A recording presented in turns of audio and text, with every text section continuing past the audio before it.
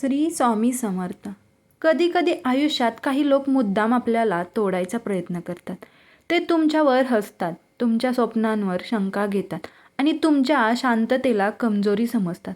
पण त्यांना एक गोष्ट माहीत नसते, शांत राहणारी प्रत्येक स्त्री कमजोर नसते.